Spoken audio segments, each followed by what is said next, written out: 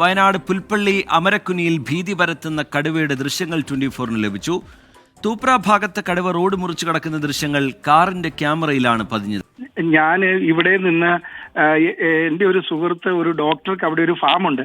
ആ ഫാമിൽ കഴിഞ്ഞ രാത്രിയിൽ കടുവ വന്നു എന്ന് പറഞ്ഞിരുന്നു. എന്നാൽ അവിടെ കൂട് വെക്കാനായിട്ട് ഫോറസ്റ്റുകാർ വന്നിട്ടുണ്ടെന്ന് പറഞ്ഞ് അവരെന്നെ വിളിച്ചു കഴിഞ്ഞപ്പോൾ ഞാൻ ഇവിടുന്ന് കാറെടുത്ത് ഇതിന്റെ ഒരു സൂപ്പർവൈസർ ഉണ്ട്, റിബിൻ എന്ന് പറയും, റിബിനെയും കൂട്ടി ഞങ്ങൾ ഈ ചെറ്റപ്പാലത്ത് നിന്ന് തൂപ്ര എന്ന ദേവൃഗത്തേക്കുള്ള റോഡാണ്.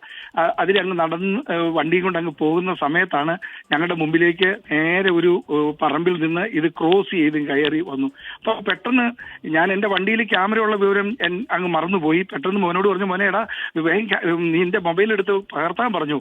പക്ഷെ അപ്പോഴത്തേക്കും ഇത് ആ റോട്ടിൽ നിന്ന് കയറി ഞങ്ങൾ റോഡിന്റെ അവിടെ കൊണ്ടുവന്ന് വണ്ടി നിർത്തി കഴിയുമ്പോൾ ഇത് മുകളിലേക്ക് ഇങ്ങനെ കയറി പോവാം. ഒരു 1.5 മിനിറ്റ് നേരം ഞങ്ങൾക്ക് കാണാൻ പറ്റി. ഇത് അങ്ങോട്ട് കയറാനും ഇങ്ങോട്ട് കയറാനും ഒക്കെ നോക്കുന്നുണ്ടായിരുന്നു.